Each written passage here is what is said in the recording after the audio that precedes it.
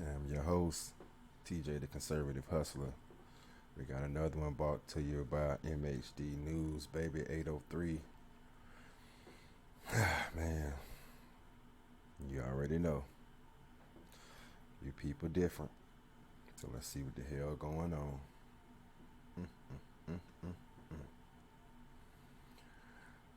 It's crazy, crazy, crazy. Hope everybody enjoying their day. Staying away from the madness. And I'm showing you this one because we have some people that's doing all this defund the police talk and all this other kind of crazy talk. But when it's in your backyard, and when it happens to you, would you call the police? Body cams were rolling as police arrested a man who led them on a chase from Southfield to Northwest Detroit. It all started around 7:30 Sunday night near 8 Mile in Shiawassee. Southfield 911. As officers responded to a call of what appeared to be a kidnapping. There's some men trying to force a lady into a SUV. Our officers did respond to that location, located that vehicle, and initiated a traffic stop. However, the driver refused to comply and fled at a high rate of speed. Very good priority. They're taking off. There we go. Violating one of the three F's. Don't fight. Don't fuss. Don't flee. Why? Because you're going to lose, that's why. You want to make it home to the people who love you safe. All the other stuff, you can handle at another time. Period. Officers tried to stop the SUV with a pit maneuver, but it did not work. And from there, the chase was on. From the Shiawassee Village condos down 8 Mile White male driver. into the Southfield and McNichols area in Detroit, and the driver lost control of the SUV and crashed into a tree. The man and woman inside bailed. Police set up a perimeter and searched nearby yards, but it was neighbors who gave cops an idea where they were hiding. The Congresswoman, Rashida Tlaib. You heard that? Now, this is a lady who's been screaming to the top of her lungs, defund police. She's with defund police. She's another POC, a person of color, another loudmouth member of the squad. She don't want police around in your community. But when a knucklehead is in her trash can, in her community, in her backyard, she starts to sing a different song. Who happened to look at her monitoring system and saw the guy in her backyard. So once we found out that where he was located, she called us back and told us where he was, and we relayed that information to the police. We were able to locate first the driver in a garbage can hiding, and ultimately found the female hiding a few doors over in another garbage can, which is very bizarre for our officers, because again, we thought that we had a kidnapping situation in progress. Southfield Police Chief Elvin Barron says it could have been some kind of domestic dispute. The woman would not tell officers if she had been abducted or what was going on, but they did know each other. Police later learned the SUV the man was driving was stolen. Both were treated for minor injuries after the crash.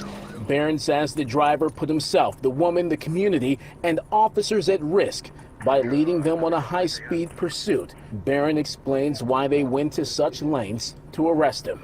So when our officers hear that there's been a kidnapping in progress, they get very concerned. And so in this case, high potential for injury or death to a victim, and the decision was correct to pursue this vehicle. Police Chief Elvin Barron has high praise for all of those neighbors who helped police find that driver. You see what happens? She seen some business on her monitor, and guess what she did? I'm calling the man. Period. Hey. You see what she did? I'm calling the man. Point blank period. Wasn't no defund, nothing. See, all that shit is fake, so don't believe none of that crap. You know, y'all gonna learn. You know, some of y'all gonna learn the hard way, but you're gonna learn, period. So, you know, what we do on this channel, we protect women and kids and women's space, period. The school. So the suspect allegedly jumped the school fence and entered the girls' restroom. And afterward, the man fled the scene, but police were able to track him down. KTLA's Shelby Nelson is live in Riverside with more. Shelby. Yeah, Sheriff Sam, really shocking for parents. Now, at the time that suspect got onto school grounds and into the restroom, the superintendent says that second and third graders were out to lunch recess at the exact same time. Now, Riverside police say that the staff here did everything they were supposed to do, but even then, parents that we talked to today. Apparently they didn't. If he was able to jump the wall and get into the damn bathroom where little kids at, y'all gotta tighten up. They tell us that they were uneasy dropping off their kids this morning. So my 9-year-old, if you see anything crazy, you got to try to defend yourself and get to a safe. There's a father. That's how you be there. The next day you hear about some crap like that. I don't even know if you just should have took him back to the school. But good job, Dad. Place. It's scary. There's no place safe for your kids nowadays. A disturbing intrusion of safety and privacy. This man, 32-year-old Logan. Look at him, Logan. Pick your face up and look at us. Don't be looking all crazy. That's all you could do with your time? Was try to creep into the bathroom of an elementary school where little babies at? And I was supposed to feel sorry for a knucklehead, clown, creep like him? It ain't no soft words for him. It ain't no MAPN. It ain't none of that stupid crap. I got a place for you in a box by yourself for a very long time. Period. Niswonger is accused of hopping the fence at McAuliffe Elementary School in Riverside. That's where police say he went into a girl's bathroom where he attempted to assault a third grader. Disgusted that. You heard that, right? You heard that, right? If I'm the problem, and if I'm Uncle Tom Coon sellout, what is he? That, you know, it even got that far that he was able to enter the restroom. The news has parents on edge like Virginia and Jeremy Alicia, who have a 10-year-old daughter that goes to McAuliffe. Not only could it have been my daughter, but it could have been anybody else's child. Despite a 6-foot fence and a new Office of School Safety that conducts security audits at all campuses, Niswonger allegedly. Look at that. Look at all the work he went through to get over that tall ass gate to go get in a bathroom with babies. Why isn't this the type of shit that's all over the world? Why isn't this made shameful? This is the problem, not anybody calling it out. I know what you are. You're a nut job and you crazy as hell. Allegedly still made entry. Riverside police got the call at around 12:30 Friday afternoon. They found this suspect coming out of a bathroom and then hearing a girl crying inside. Officer Ryan Railsback with Riverside Police says a campus supervisor chased Niswonger, who then hopped the fence again, getting into his car and driving off. Luckily, now he's escaping. After getting caught, he's able to drive off. But we got something special for you. the school employee captured his license plate and was able to get a detailed description. Investigators learned Niswonger is a Riverside resident but works in Placentia, where they arrested him later that day and booked him for attempted sex acts with a child under 10 and being a registered sex offender on school grounds. Police say he was convicted back in 2016 for indecent exposure and making... See that? You see what happened when you be nice to a knucklehead like him? When you don't put them down and let them sit down for a long time, they get out and do it again. Potentially save that little baby's life. Inappropriate comments towards kids at another school. Now, with heightened concerns over school security across the country, many wondering how this could have happened. I don't know if there's anything that could have prevented this, other than putting barbed wire and larger fences and more security. But now we've taken a school that's supposed to be a safe, fun, enjoyable learning environment and make it look like a prison.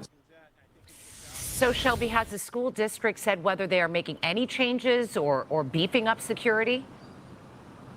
Yeah, sure. Good question. I think so many parents are wondering that exact same thing. If the school is going to make any changes now that this has happened. We reached out to the district. They haven't responded to our request for comment. Of course they haven't. But we did see a message from the superintendent posted on the district's website to parents and the public. He says that they were disheartened about learning about somebody coming on campus, but they also said, quote, the school's leadership team has been in constant communication with its families and has announced some new practices to heighten awareness and increase adult supervision. The school is also working with parents to assemble a school-based family and community engagement watch program to increase supervision. Now, meantime, Niswonger is also being held. No. What we want to hear is we're about to make an example out of him. He's about to get some hard time. Any other knucklehead ever think about doing something like this and get caught, you're going to do hard time. Period. I mean, I don't know how to make this. This shit is real easy to solve. I promise you it is.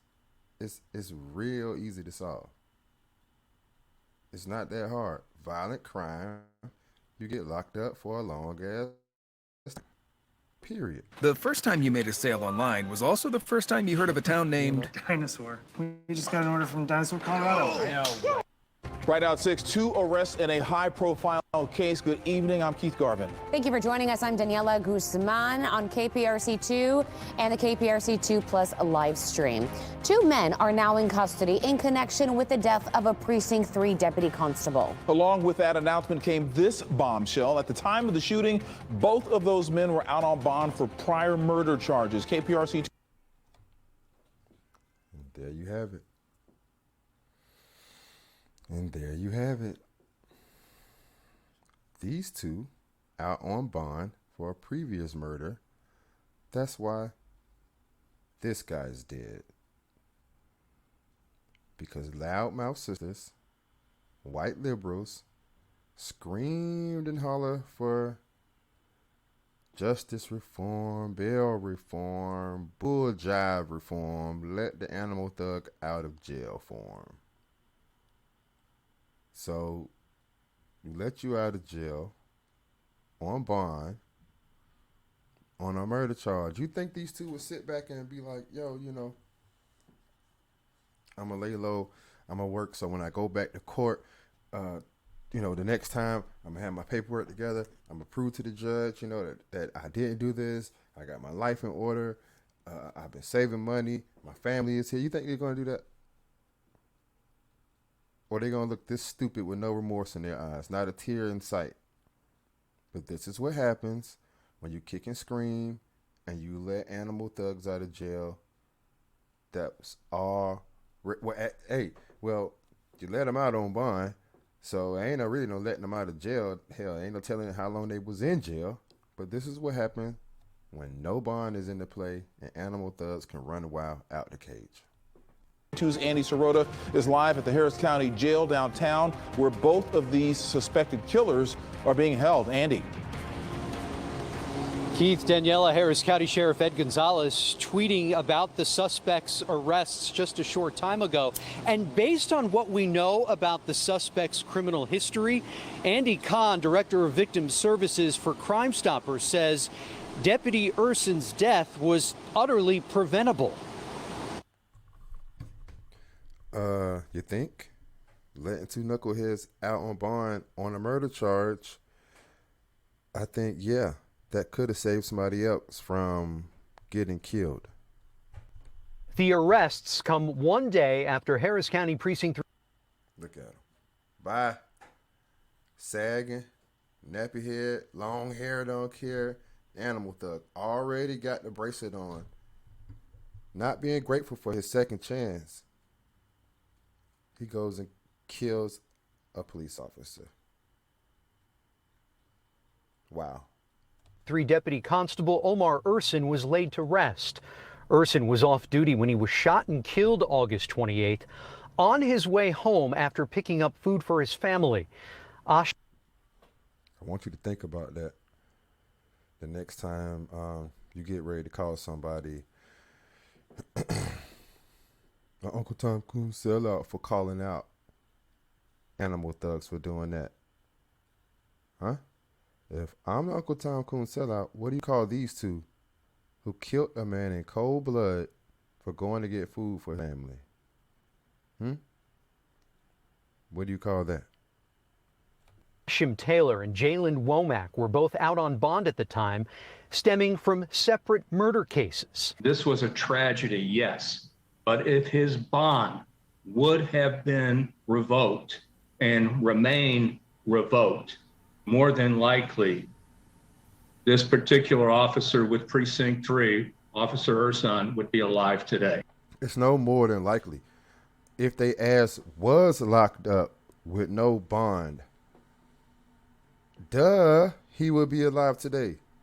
Taylor was charged with capital murder and tampering with evidence back in June of 2021. He's accused of attempting to rob a man. Authorities say he ended up shooting and killing him. He was given a $200,000 bond, and that was reduced to $75,000 by the judge. A bond violation was filed in court back in January after he failed to appear. Womack was charged in a January 2021 murder. His bond was set at $35,000. In December of last year, there was a motion filed to revoke his bond after he had contact with his co-defendant. Out on bond for murders, acting crazy still. You can't make this up. He was found with marijuana and firearms and was remanded into custody, and his bond was raised to $75,000, which he then posted. So you have two defendants. So he was out on a murder charge. He gets stopped with weed and a gun. They raised his bond just to $75,000 to where he posted and got out again. And I'm the problem. And people like me calling it out is the problem. Won't you ask this man who just got killed? Ask this man's family who's the problem. On bond for murder and capital murder that are now charged with murder. I wish I could say this was an anomaly. I wish I could say this is unusual, but it's simply par for the course for everything that we're seeing in Harris County. Womack's bond conditions included wearing a GPS device. He also had a curfew and was supposed to provide a work schedule to pretrial services weekly. I told you. That's all he had to do. Even with all of that, that's all he had to do. Oh my goodness. Even with all of that, all the Sun Man had to do was still play the role like he cared, like he had a little remorse. He couldn't even do that. They got out on bond for a murder, killed a man, and I'm the Uncle Tom Coon sellout for calling it out. And if I'm the Uncle Tom Coon sellout, what the hell are they? Family and friends, until next time, please be safe, stay humble.